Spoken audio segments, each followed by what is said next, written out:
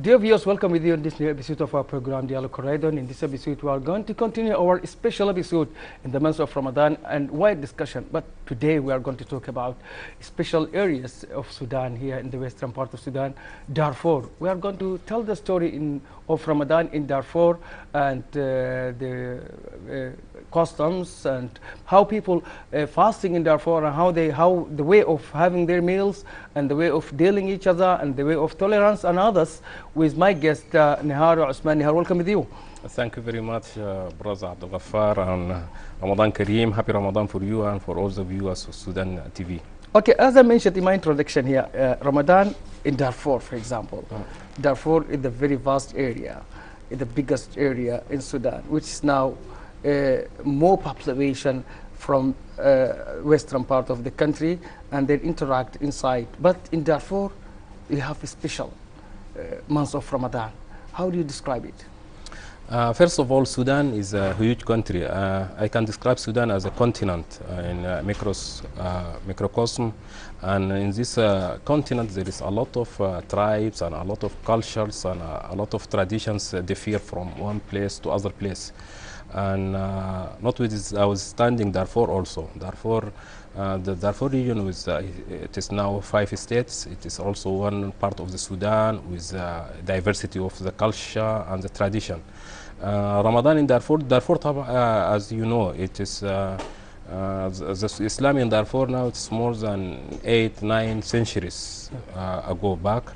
And for all this time, the Sudanese people, the Darfuri people, treat Ramadan and fast in the Ramadan month, and they have also their special tradition for that. One of the biggest tradition, and that also reflects in the other part of the Sudan, the Dara, the gathering place for the men, especially in the rural areas. And the Dara, it is not only in Ramadan. Before Ramadan also, it is a gathering place like the club of the village of the compound, and people after the prayer of the Maghrib get together to get the meal. And in Ramadan, that place has also a special meaning because it is accommodate also the guests and the hosts and the travelers who come through the locality. And in that gathering in the Dara, people exchange news, and also everybody bring his meal, and that without regarding of this poor of rich, because one can bring a cup of water and other can bring a whole sheep. And so it is a place that you can see the real solidarity of Ramadan in it. But let me remain in Dara, as you said, that the gathering place of the people, where the Dara is contain more people of the areas and people coming across, as you mentioned, that regardless to their to the food which you can take. But the food in Darfur has its taste, a special taste for Darfurian people and also for others, because Darfurian women can cook a very delicious in a very delicious way, even with the very simple materials. How people compete, and the women exactly compete in the Dara, and how they make the good food and how they make their husband be proud of that food. Yeah, as you mentioned, it is if you are poor or you are rich, you can make a meal that can be consumed and can be appreciated. And the women regard the Dara very highly because the feedback from the Dara. If your meal is good, it will not come back. It will be finished there. But if it is not good, it will be back, and also the blame will be to your husband. So the women are very proud to have their meal eaten in the Dara. And you know, also the tradition of the kitchen of Darfur. The kitchen in Darfur is going back to the time of the Salatin. And because Darfur is rich in its natural resources, so everybody knows that there is a lot of meals that, especially from Darfur, like the different kind of sharmout and karkanji, dry meat. Yes, dry meat and the karkanji and also the fish. And also a special thing in Darfur we call kawal. Kawal, it has leaves of the trees. Yes, leaves of the dry trees also. but it has some perfume that is very harsh. So people maybe avoid to eat it in Ramadan, but in the other times they eat it. So the tradition of the kitchen in Darfur is going back, and every woman be prepared from her younger age to be a master of kitchen, to be a chef, and that one of the criteria when you want to get married. You look if your future wife can cook very well or not. That gave you a pride in the gathering place, and that also give her family a pride in the gathering place. But you mentioned kawal. Yes. Kawal is a very famous food in Darfur. Yes.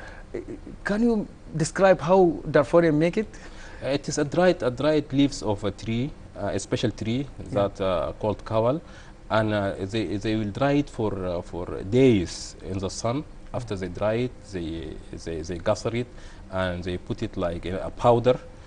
This powder they spread it over the meal, especially with the porridge asida. They put it in the sauce that accompany asida, like sharmut, dried meat and other things, and it is very delicious. But you know, for the people from other part of Sudan, they are not accustomed to it. Like some people also didn't accustomed to the dry the fish terkin of the North Sudan also. It is a kind of fish also that will be put in a place for a long time, with also with it is perfume also. It is not that nice. The smell is not good. The smell is not nice, but the eating is very good. It's very nice. So have you having kawal? Do you enjoy kawal? Yes. You know, because you became a modern now, and you go to Canada and America. Yes, you know. But still you have it. I grew up in Niala, in a part of Niala that maybe just like upper middle class. In that time when I was young, I didn't eat kawal. But when I grew up, I appreciate it and like it very much and eat it.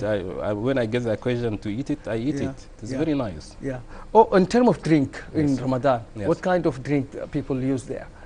Mainly hulumur, the sweet bitter drink that's made of thick pancake of millet and sorghum, and put on it also ginger and other spices.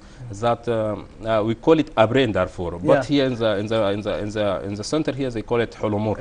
And that's the main sweet drink. And butter. Sweet and bitter, because you know it has a value, a nutritional value, because when you eat, you drink it, it's exactly like you eat a meal.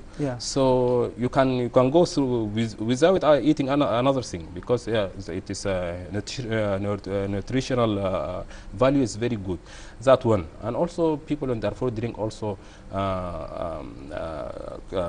like a soup.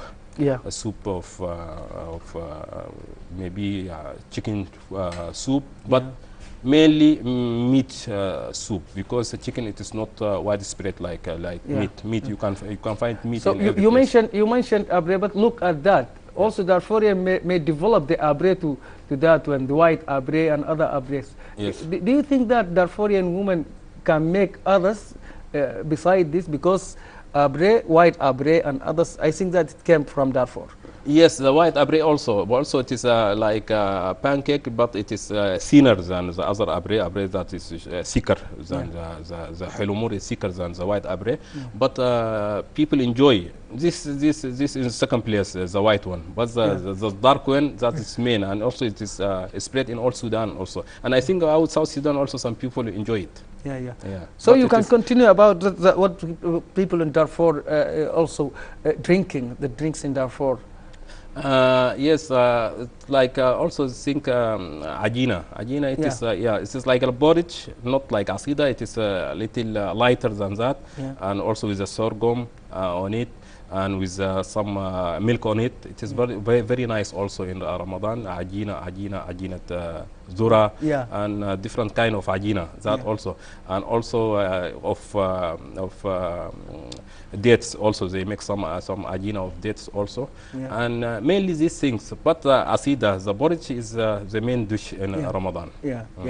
Yeah. Also, what about others drinks like, for example, karkade, like yeah, gongoles. Yes, Yeah. yes, yes. All this, This is because spices, local yes, local spices. spices, and this you can find them on the in the bushes and the trees of Karkadea and Ardeb, and they can collect it from there, and very natural also, and they have also the nutritional value on it. It's very high also, and that also proved by the scientists, and people enjoy it also, and also it is very good for the thirst.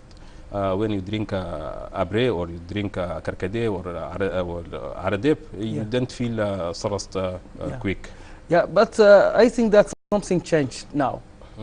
After the modernization, after the people develop themselves, and maybe they are using others drinks in the meal of Ramadan. Yes, with the modernization, you know, also the problem that in the countryside you don't get electricity, so you cannot make a fresh juice, for example. But in the cities, you can make a fruit juice, orange juice, and other juices. That I think, in terms of drinks, that's only the difference from before. But even in the countryside, you can make a juice of lemon also. It is possible because you don't need any electrical machine to make it, and other kinds of things. And also these new things that with dried fruits, that like tank and other things that people drink in Ramadan, but I think they didn't have the same value, the nutritional value, as the natural trees. So in generosity, if someone love you, who respect you, what kind of dish will deliver for you in Darfur?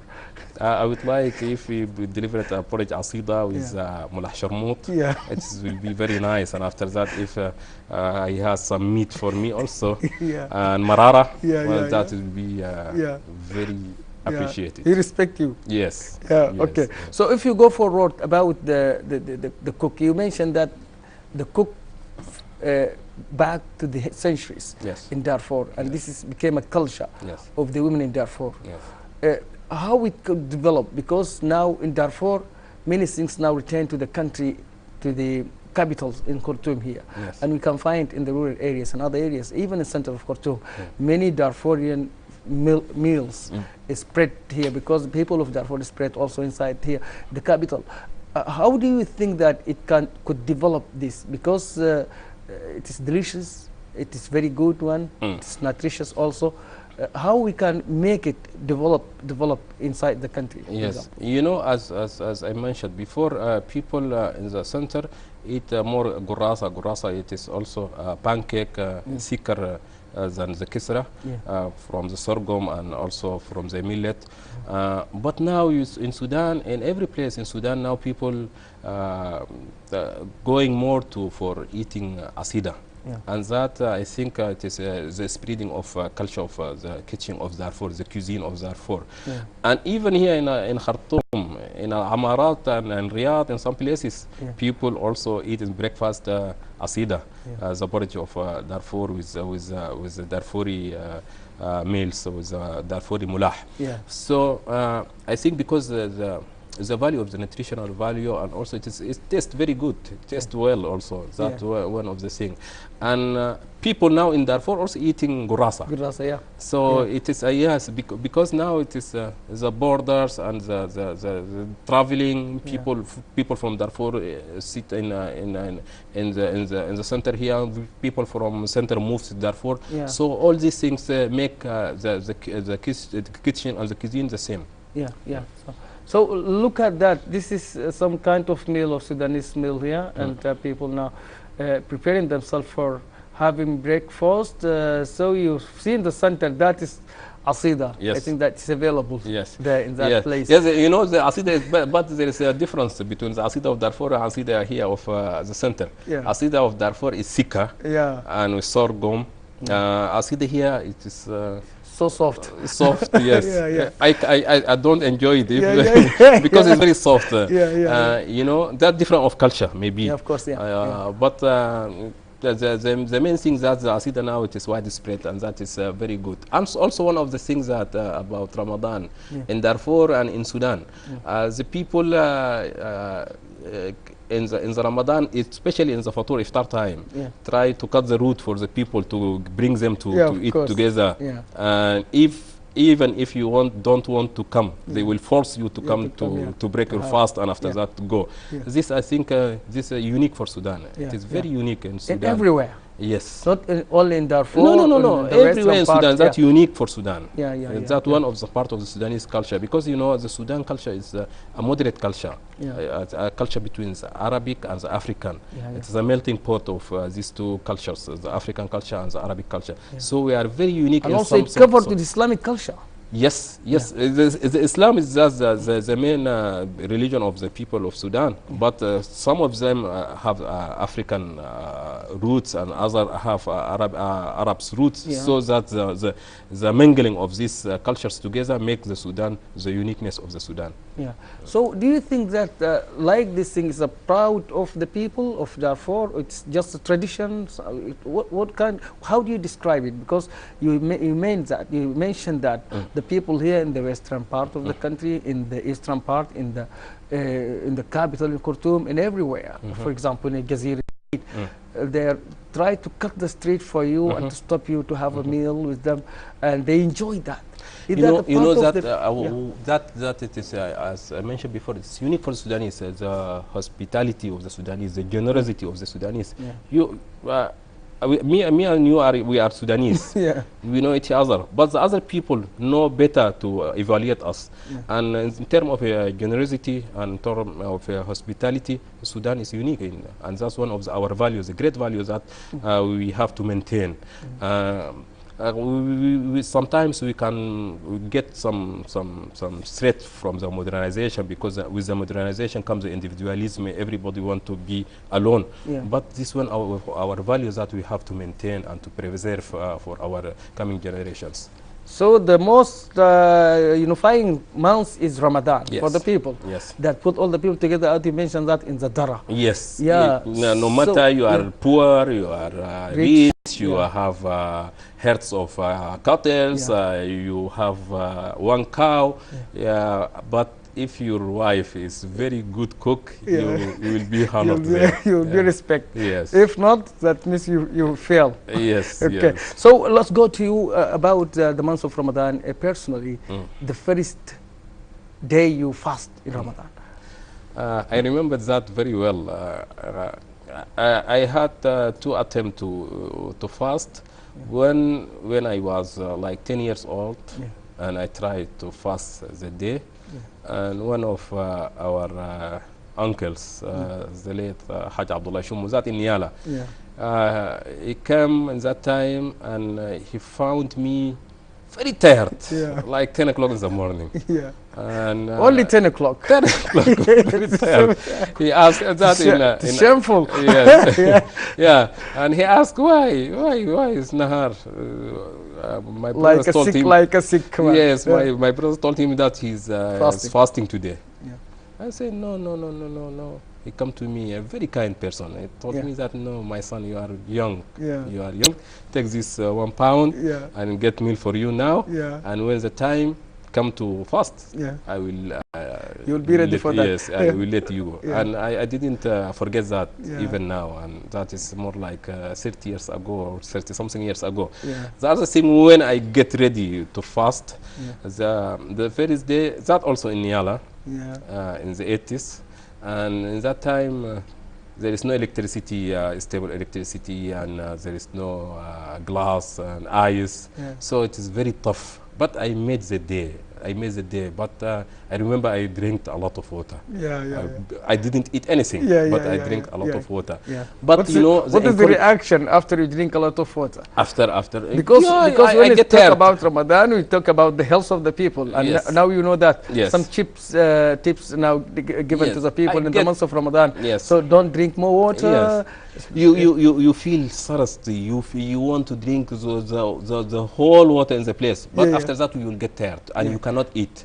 So that mistake you make it the first days that you make the fast, but after that day I remember well, I didn't eat anything till the next morning. After that a little bit I got to know how to deal with Ramadan. Yeah. So you maintain yourself in Ramadan. Yes. So the first day you fast also outside of the country. You mentioned that in Niala, but outside of the country, what's the first day you fast?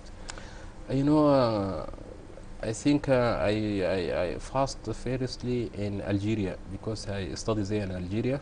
But the good news that in that time was winter in Algeria, and winter in Algeria, I was in Algiers, the capital. It is very cold there, and the sunset, it's like 4 o'clock, and the sunrise also going like till 6 o'clock in the morning, 6:30. So the day is very short. You enjoy it, but you feel hungry. Because the weather is very cold, you feel hungry, and they have a special. I like it. A special. So no thirsty, but hungry. Yes. And they have a special meal. I like it. I enjoy it. They call it tajin hilo. Tajin is like it's a meal, and hilo because it is sweet. They put some zabib. I don't know how to call it, but it tastes. Just like a dry date. Yes, like dry date. It tastes like sugar. So it is unique. We don't have it here in Sudan. That sauce with sugar taste on it. It's very nice, and and also they have something shorba, the sauce like as the soup. They call it with the harira, that the kind of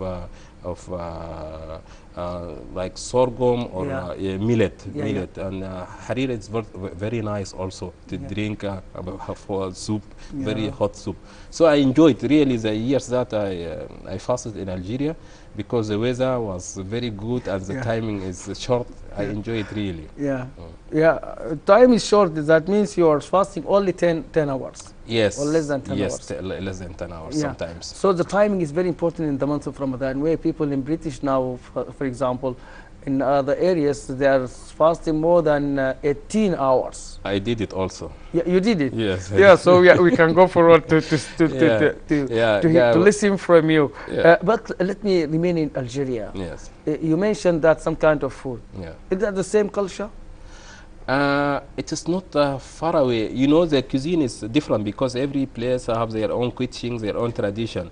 It is more because they don't eat the porridge asida like us. They don't eat also the gurasa like us. They don't have these sauces of us. But they have also the special soup, the harira soup, and they have also the special sauce, the tajin hilo. And it is very rich also in cuisine, and they have also a special place for the Ramadan. They have all some meals only special for Ramadan. You don't get it in any time in the year unless in Ramadan. So, and they celebrate Ramadan very well also. After the iftar, the people go to the public places, to gardens, and after the Taraweeh prayer, they go outside. And really, I appreciate and the time that I get in Algeria, it was very nice, really. So, what's the difference between the food there and food here in Sudan, and how you cope with that? Because you said that you haven't asida. So asida is very important for you. So you can remember my family. I can remember Sudan because 1 month is a very long time for everybody to fast. How you cope with that?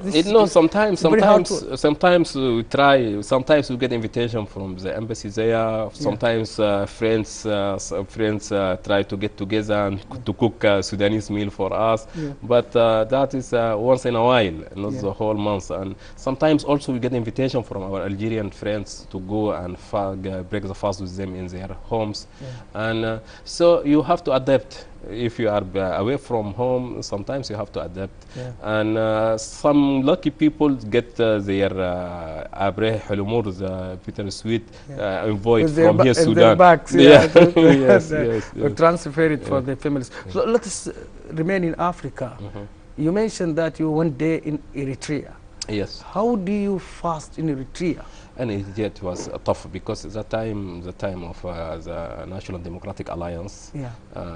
was the time we are in the opposition, so we are in the border with Sudan, Yeah. and that is a very desertic area, Yeah. very hot also.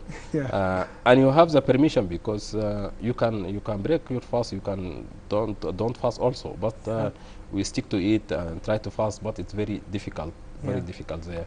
The people in Eritrea and Ethiopia, they eat mainly injera. Yeah. Injera with spicy sauce. Yo. Yes, in Ramadan, the Which spicy is, sauce in yes, Ramadan, it bad is not for- going Yeah. together.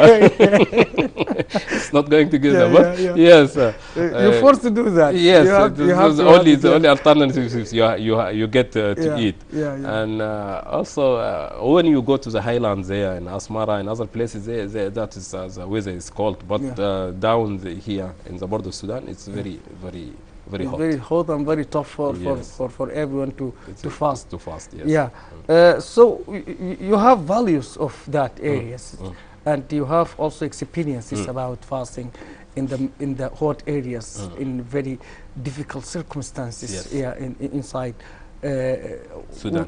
Sudan, and Yes. within the border with Eritrea, for example. as Even you in mentioned, Sudan, inside Sudan also, the Yeah. time that we are still carrying arms, Yeah. we are also in our daras, because we call it dara when we are outside in the field.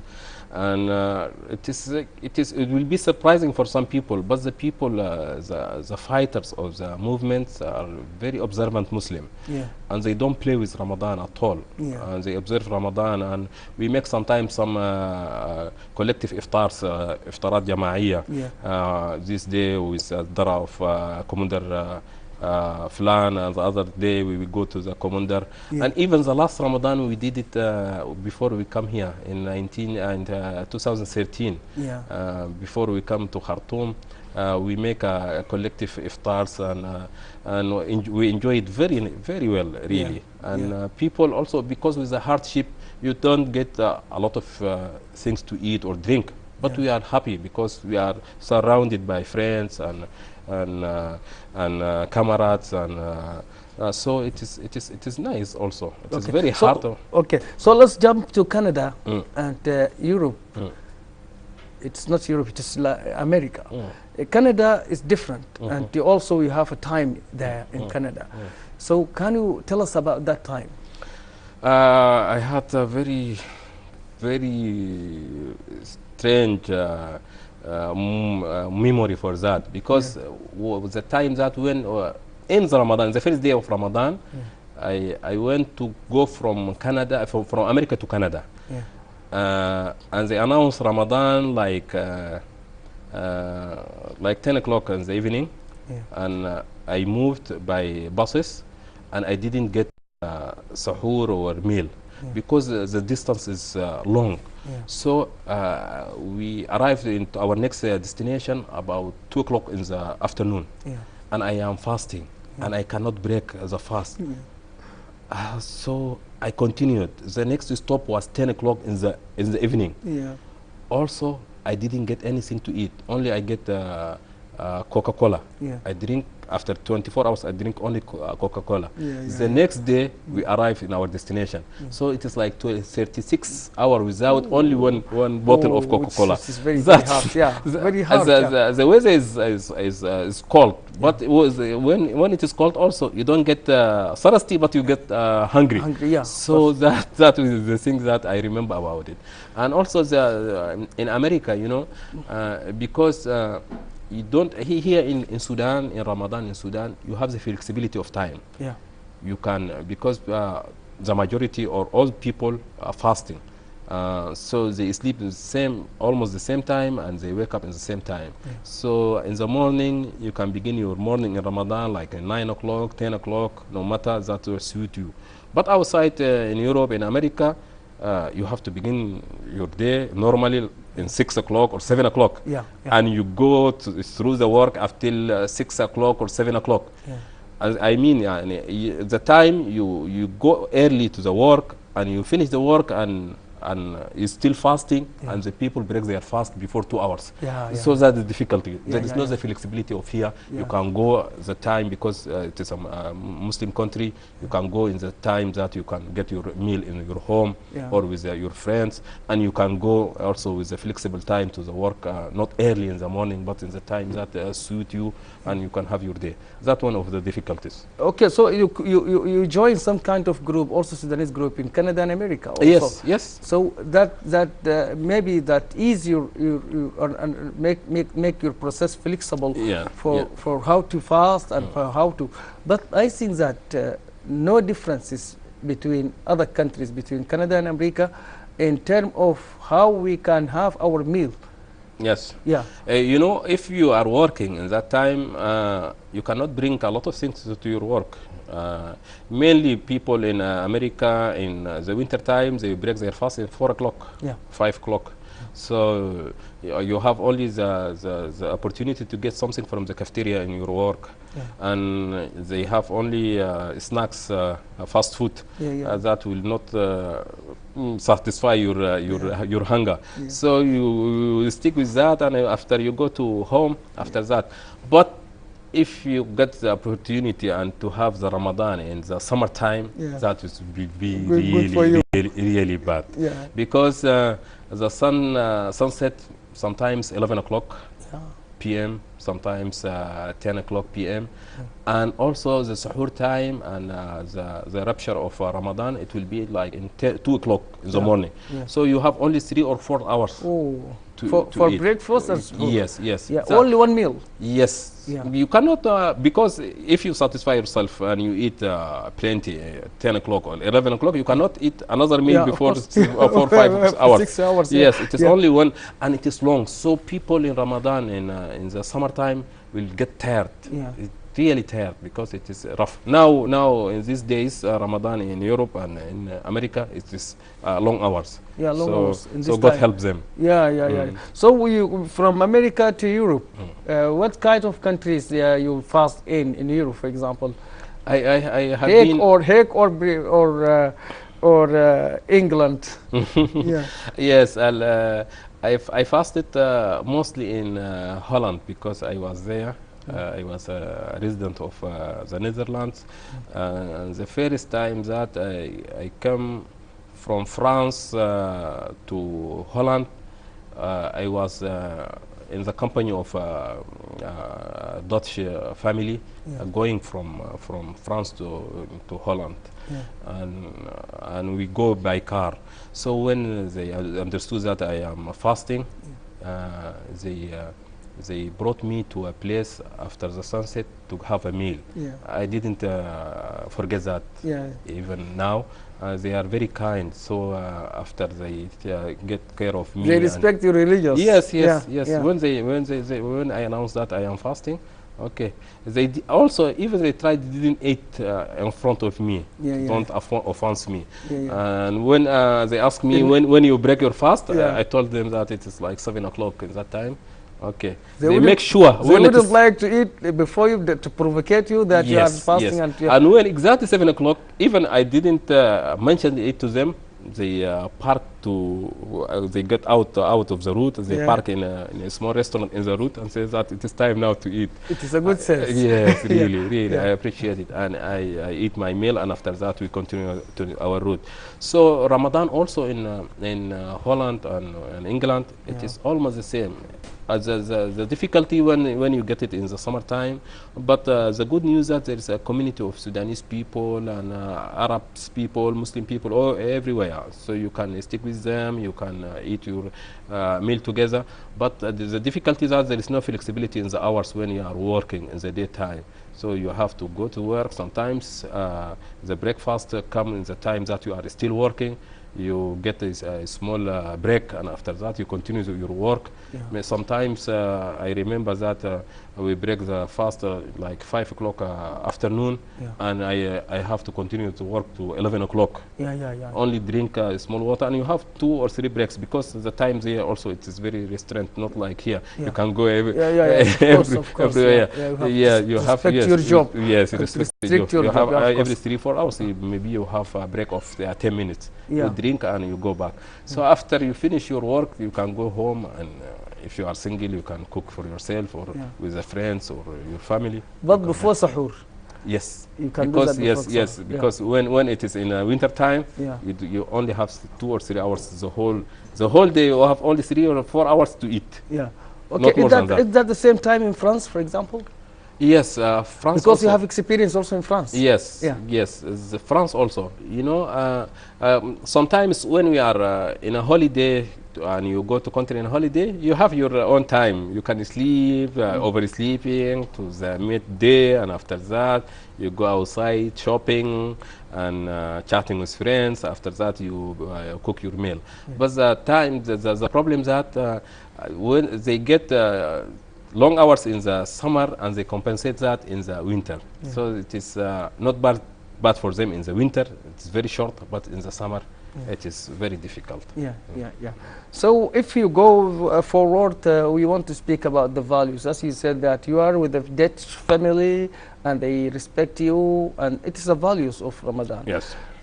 What kind of the change that happened to the Muslims in Ramadan, for example, in Europe or everywhere? You know, in the Ramadan, there is some positive aspects, and I think also some negative aspects. The negative aspect, I think, the overconsumption. Yeah. Because people in Ramadan buy things that they don't need. They buy things, the budget of 5 or 6 months, they buy it in Ramadan only. Because with the feeling of the hunger and they thirsty. overestimate their needs, so they buy a lot of things. That's one of the things, and I think it is very negative. The other thing also, people tend to be very generous in Ramadan, and that you can see also in the collective iftars in the roads, and also the sadaqah that people give to other things. And the value of Ramadan, the essence of the Ramadan also, as mentioned in Islam, that to the Muslim people to feel how the poor, how the vulnerable couldn't get a meal for their day. The equality. And yes, and how to feel the feeling of deprivation, and how to feel also the difficulty of life. You are not well to do. So that thing, I think every Muslim every year in the month of Ramadan remember himself that the life God give us a lot of things. One of them the health. One thing that also how the meal we can eat. How to share these values, and how to share these things with the other who don't have. And also Ramadan also gives the time for people to be patient. Because the patience in Ramadan only because of the sake of God. You observe from eating and having any sexual contacts for more than 10-12 hours, and only you want to get the blessing of God. That's one of the values, the great value of Ramadan also. And I think when we go deep in the meaning of Ramadan, that make us more human, and more we can feel the suffering of the people, the deprived people, the hunger people, the homeless people. So it is a time to reflect in this meaning of and values of Islam. Okay, so if you go forward psychologically, I think that the month of Ramadan make a change, make a sense of equality, as you mentioned, and patience. What is positive sense that Ramadan can make for everybody in Sudan, for example, or everywhere, every Muslims? I think that in Ramadan we have to remember that we are all from Adam, and we are humankind, all of us from the same nature, from the same father, Yeah. and also to be more human about our feeling, our spending, our way of life, Yeah. and also to be more cautious about our spending, and to be also generous and to be charitable for the other people, because a lot of people, your next neighbor may be in need and you don't know. Yeah. Even only in Ramadan, in Sudan, in Ramadan you can share the meal with him, and also we can exchange our news with our relatives and get. Well, also one of the things that in Ramadan, people in Sudan, especially in Sudan, make a lot of visits to their Yeah. relatives and to Yeah, our of course. neighbors, and also the social exchange and Yeah. contacts is more in Ramadan. This Yeah. one of the value, I The think. social network is working Yes, perfectly in working. Ramadan. Yes, Yeah, and exactly. also the tolerance between the people. But after the month of Ramadan, within the month of Ramadan, after the month of Ramadan, people thinking about Eid and where the spread of tolerance. How do you describe the Eid and after the month of Ramadan? Because after the month of Ramadan, all the families thinking about Eid and thinking about how to purchase their needs of Eid and how to go deeper to the people. And if you have any differences with others, you have to settle these differences and you have to be tolerant. How do you think about, what do you think about Eid, for example? Yeah, but after 30 years of 30 days of fasting, this is our jackpot prize. Yeah. So, like for the Christians, they have their Christmas festivities. We have also our festivities. Yeah. So Eid, it is a time for Yeah. us. As you see that people now. Yes, Yeah, yes, yes, yeah, yeah. yeah, You know, making the- yeah. but we have a right on that. Yeah. Maybe the women over expending, Yeah. overspending in Eid and try to get everything that Yeah, they this need is and so they many don't pictures of need. the women, yeah. But yes, Yeah. it is a natural thing after 30 days of fast, and after this, because this is one of our biggest feast in the year as a Muslim. Yeah. So, but please, women, don't be very materialist. Yeah, of course. They like to buy everything that they that have. is the they- gold or something like that. Yeah. Exactly, Yeah, exactly. accessories Yes. and yeah. shoes. So also the Eid also is another, the last festival, the final festival of the month of Ramadan. After a long worshipping, after a long patience, as they mentioned, long tolerance, Yes. and also after a long respect of the religious and the things that we are doing. How do you describe the people when they come to the Eid, for example, after this long breathing of the month? You know, you feel comfortable. Yeah. You feel you satisfy your duties to God, and you wait for the prize, and Allah subhanahu wa ta'ala says that it is the fast, it is for me, Yeah. and I will compensate Reward, for it. yeah, Yes, okay. yes, and so that every Muslim waiting, and one of the things that when the Eid come, he will be happy because now he finished his duty, and he offered also his goats, and also he offered also the zakat for sadaqat, also for the poor, and after that waiting for the compensation. And the compensation also, it is not in the day after or in the Jannah. In the time also, the comfort in your heart, that you feel satisfied in your heart, that also one of the compensations that you get from fasting Ramadan. Okay, so to the kids, for example, Eid is a very big thing, even they are not fasting. Yes. How do you describe it? Yeah, because you know, this when they feel the atmosphere in the region, in their village or in their locality, everybody is preparing. And I remember well the time that when I was kids, we are very happier than even the people who fasted the month. Of course. Because we firstly after 30 days of fasting, our parents will eat and drink with us in the daytime. After that, we will have also a goat that will be sacrificed. And also we will have a new clothes. So that we are waiting for a lot of things. That's a good thing. And we have also the opportunity to visit our parents, our friends, in other places. I remember when I was kid, my late father bring us to our relative in a taxi. At that time, taxi is very big thing. So I am waiting the next year to have this taxi to go to visit my uncles and my aunts in the other places. So the kids also feeling, and they give also the uniqueness and this type of happiness in the Eid, because the happiness of these kids reflects in their parents also. And I mean, the people giving the kids also the gifts and giving them money to go for joy and to go for entertainment in the other places. What about youth? Also, youth have their tradition in the Eid, for example, Muslim youth. And therefore, in Darfur, youth after in the Eid, they go to dance together in the big saha in the village or the other places. And the dances for Eid after the afternoon of the first day. With different traditions. With the Nugara and the local dances. And that's how the youth do it. And nowadays the youth go also to the concerts of the big singers, and also sometimes they go to picnics with their friends outside the city.